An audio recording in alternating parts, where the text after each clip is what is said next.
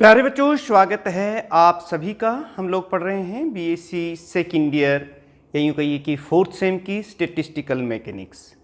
और हम लोग इसमें प्रोबेबिलिटी की जो यूनिट है उसके आर्टिकल्स कर रहे हैं।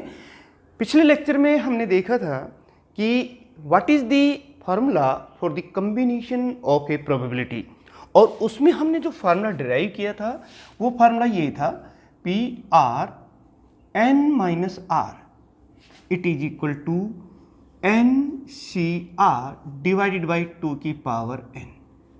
ये वो फार्मूला था प्रोबेबिलिटी ऑफ कम्बिनेशन का। आज एक इम्पोर्टेंट आर्टिकल इससे फार्मूले को यूज करके हम लोग करने वाले हैं कि कम्बिनेशन पोजीशन मैक्सिमम प्रोबेबिलिटी, और उसके बाद हम देखेंगे कम्बिनेशन पोजीशन मिनिमम प्रोबेबिलिटी, और फिर उसे एक एग्जाम्पल के द्वारा हम प्रूव भी करेंगे कि किस कम्बिनेशन की प्रोबेबिलिटी मैक्सिमम और किसकी मिनिमम होती है। देखिए, हम जानते हैं एक फार्मूला जो पहले से ही जानते हैं कि probability of combination is this PR। आप इस तरीके से लिखेंगे इसे, it is equal to NCR divided by 2 की पावर n। यह होती है। अब हम यहाँ देख रहे हैं कि ये जो कम्बिनेशन वाला फार्मूला आप मैथमेटिक्स में पढ़ा है, ये इस NCR की जो मैक्सिमम वैल्यू होती है वो तब होती है जब R की वैल्यू इस जो टोटल नंबर ऑफ पार्टिकल्स हैं इसके हाफ के बराबर होती है। यानी कि n is maximum if R is equal to n by 2। देखिए, इसको अगर हम ओपन करते हैं तो हम इस तरह से लिखेंगे n factorial divide by n minus r factorial divided by r factorial n 2 की पावर n। ये देखिए, तो ये देखिए, ये मैक्सिमम होगा तो ये प्रोबेबिलिटी भी मैक्सिमम होगी। यानी कि r जो है ये कितना हो जाएगा n बाई 2। तो फिर n में से n बाई 2 हम सब्ट्रैक्ट कर लेंगे तो ये n बाई 2 हो जाएगा। ये प्रोबेबिलिटी जो है ये मैक्सिमम होती है। और इसका फार्मूला भी देख लीजिए, इसको अगर हम ओपन करते हैं तो ये हो जाएगा n फैक्टोरियल। n में से n बाई 2 घटाएंगे क्योंकि यहाँ r की जो वैल्यू है ये n बाई 2 है, तो यहाँ क्या बच जाएगा n बाई 2 फैक्टोरियल। और फिर ये r फैक्टोरियल, r क्या है यहाँ पर n बाई 2, तो यहाँ पर ये भी हम यही लिखेंगे n बाई 2 फैक्टोरियल। अब बात आती है कि 2 की पावर n, वो भी एज सच लिख देते हैं 2 की पावर n। इस फार्मूले से हम लोग निकालेंगे। इसे आप शॉर्टकट में इस तरह से भी लिख सकते हैं कि n factorial divided by n by 2 factorial का स्क्वायर इंटू 2 की पावर n। यानी कि ये वाला प्रोबेबिलिटी जो है आप देख रहे हैं ये मैक्सिमम होती है। अब हम ये देख लेते हैं प्रोबेबिलिटी किस कम्बिनेशन की मिनिमम होती है। कम्बिनेशन पोजीशनिंग मिनिमम प्रोबेबिलिटी, यानी कि कम्बिनेशन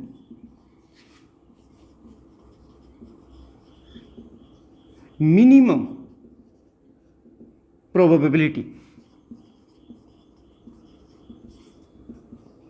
और वो भी हम जानते हैं कि इस NCR की जो वैल्यू होती है वो मिनिमम तब होती है जब R की वैल्यू 0 हो।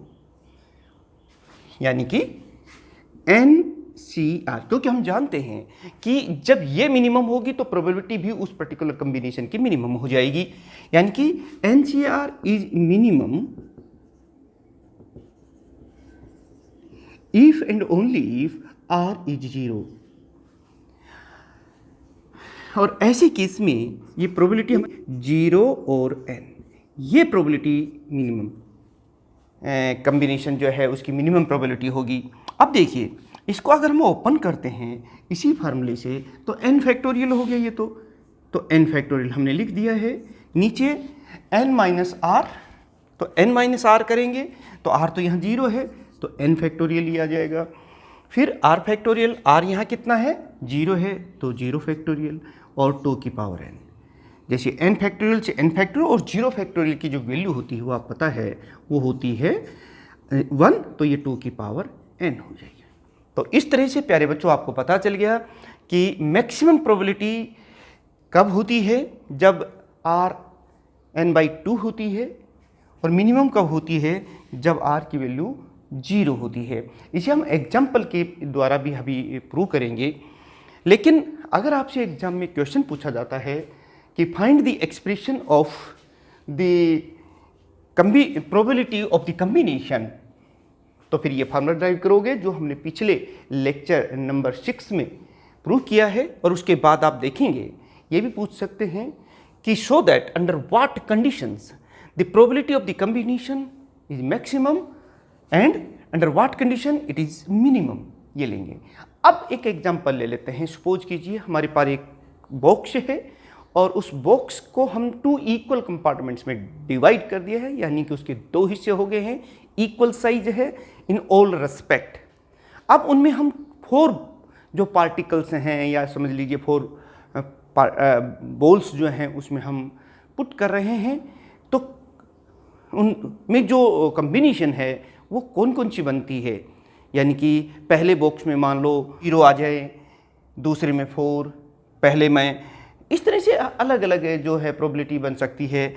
फिर 1 3 2 2 3 1, इस तरह से जो डिफरेंट कम्बिनेशन से बन सकती हैं उनको हम देखेंगे। और उसी एग्जाम्पल से आपको ये भी पता चल जाएगा कि जो मैक्सिमम प्रोबेबिलिटी होती है वो तब होती है जब दोनों में हाफ हाफ, यानी कि जैसे 4 पार्टिकल हैं तो दोनों ही कंपार्टमेंट में 2-2 पार्टिकल्स होते हैं, तो उसकी प्रोबेबिलिटी मैक्सिमम आएगी, वो हम देखेंगे। और जब मिनिमम जब आती है कि एक बॉक्स में 0 और दूसरे में सारे जो पार्टिकल्स हैं 4 के 4 वो हों। चलिए देख लेते हैं उस एग्जाम्पल।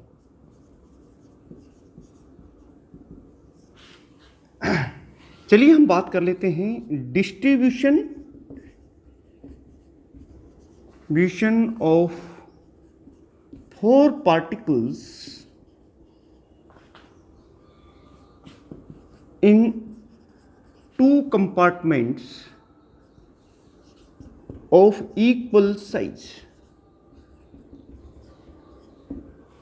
प्यारे बच्चों हम 2 कंपार्टमेंट्स ले रहे हैं इस तरीके से। Consider a box and divide it in 2 parts. अब हम प्रोबेबिलिटी देख लेते हैं। पहले वाले पार्टिकल में मान लो 4 पार्टिकल्स हैं और दूसरे में 0, तो इसमें r की वैल्यू 4 है। तो देखिए प्रोबेबिलिटी इसी फार्मूले से जो हम ड्राइव करेंगे, और r यहाँ 4 है तो ये 0 फैक्टोरियल हो जाएगा, और ये r फैक्टोरियल है। r कितना है यहाँ पर 4 फैक्टोरियल और 2 की पावर 4, तो ये कितना देखिए ये कैंसिल हो जाएगा। और आप जानते हैं 0 फैक्टोरियल 1 होता है, तो ये जो प्रोबेबिलिटी हमारे पास आ जाएगी ये 1/16 होगी, 2 की पावर 4 बचता है यहाँ पर। ये प्रोबेबिलिटी हमने देख ली। अब देखिए एक और जो कम्बिनेशन है हम वो देख लेते हैं। दूसरी हम ये देख लेते हैं कि पहले वाले में 3 आ जाएं और दूसरे वाले कंपार्टमेंट में 1 पार्टिकल हो, इस कम्बिनेशन की प्रोबेबिलिटी कितनी है। और यहाँ पर भी फिर वही n फैक्टोरियल यानी कि 4 फैक्टोरियल डिवाइडेड बाई n-r, यहाँ r इस बार 3 है तो 1 फैक्टोरियल हो जाएगा, और साथ में 1 r जो हम यहाँ पर 3 ले रहे हैं तो 3 फैक्टोरियल, और साथ में 2 की पावर n। तो प्यारे बच्चों इसको थोड़ा सा ओपन कर लीजिए। हम इसको करेंगे 4 इंटू 3 फैक्टोरियल, क्योंकि 3 फैक्टोरियल नीचे है, हम उसको कैंसिल करना चाहेंगे यहाँ पर, और इसको लिखेंगे 1 फैक्टोरियल 3 फैक्टोरियल और 2 की पावर ये जो n है ये तो 4 है ही, यहाँ पर भी हम 4 कर दे, 3 से 3 कैंसिल हो गया, और ये हो गया हमारे पास 4/16। ये देख लीजिए दूसरी प्रोबेबिलिटी हमने निकाल ली है। और फिर देख रहे हैं थर्ड, एक और जो कम्बिनेशन इसमें बन सकती है वो ये कि इसमें भी 2 आ जाएं, इसमें भी 2। जैसे पहले में हमने कंपार्टमेंट में 4 पार्टिकल लिए, दूसरे में 0, दूसरे में हमने 3 लिए, इसमें हमने 1, और अब की बार जो कम्बिनेशन ले रहे हैं वो ले रहे हैं 2-2, यानी कि दोनों ही बॉक्सेज में 2-2 पार्टिकल्स आ जाए। इसकी प्रोबेबिलिटी कितनी, यानी कि इस कम्बिनेशन की प्रोबेबिलिटी कितनी है। और उसका फार्मूला हमारे पास है n फैक्टोरियल यानी कि 4 फैक्टोरियल डिवाइडेड बाई, यहाँ से देखिए n-r, r यहाँ पर 2 है तो ये हो जाएगा 2 फैक्टोरियल, और फिर देखिए यहाँ पर r फैक्टोरियल, r 2 ही है तो 2 फैक्टोरियल और 2 की पावर 4। इसको सिंप्लीफाई कर लीजिए, 4 3 2 फैक्टोरियल और नीचे देखिए 2 फैक्टोरियल को हम ऐसे रख लेते हैं क्योंकि कैंसिल कर देंगे, और दूसरी 2 इंटू 1 इंटू 2 की पावर 4, 2 फैक्टोरियल से 2 फैक्टोरियल कैंसिल हो गया है, 2 2 जा 4, और ये देखिए कितना हो गया है, आप देख रहे हैं 6/3 2 जा 6, और नीचे ये 2 की पावर 4 है, इसको हम क्या लिखेंगे 16। और इस तरह से ये जो प्रोबेबिलिटी आप देख रहे हैं ये 6/16 आया है, और ये इस कम्बिनेशन की है। चलिए एक स्टेप और लेते हैं हम।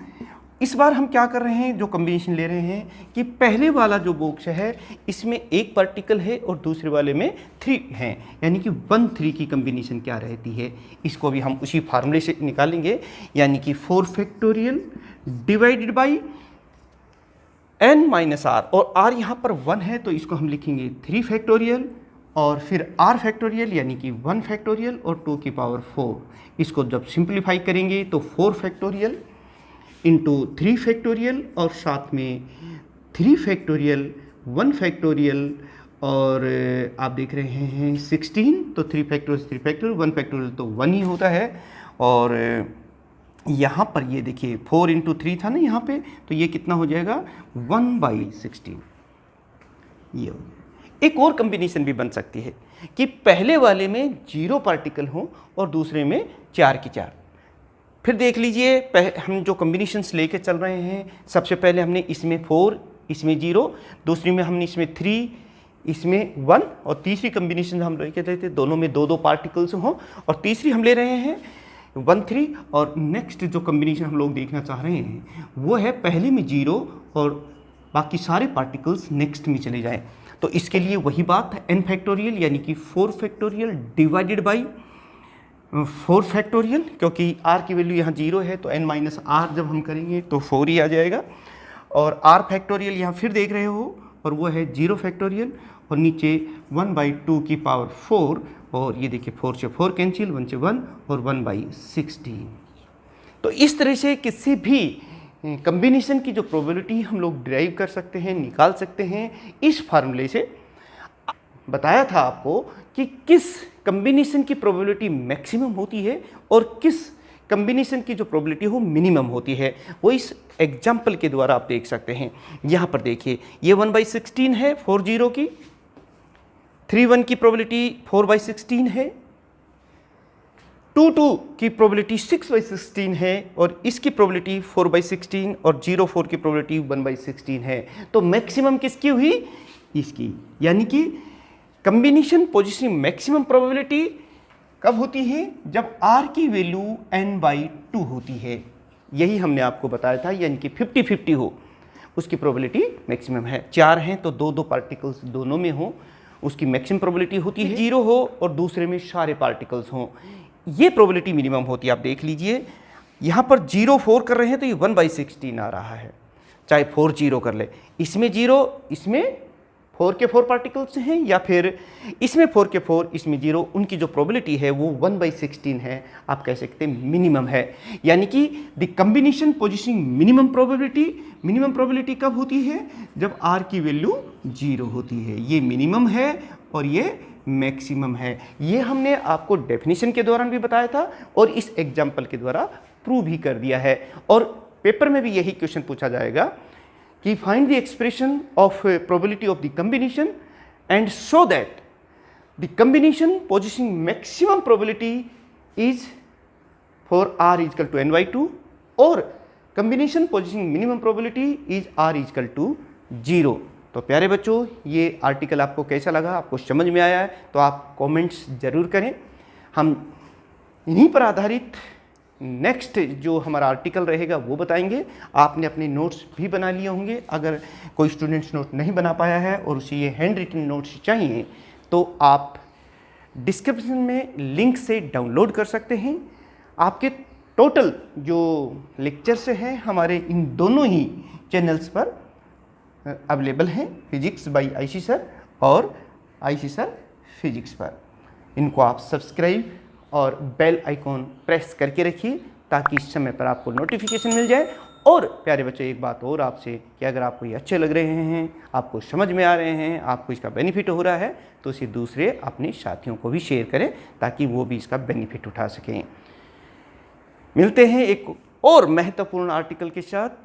तब तक आप सभी स्टूडेंट्स का बहुत बहुत धन्यवाद।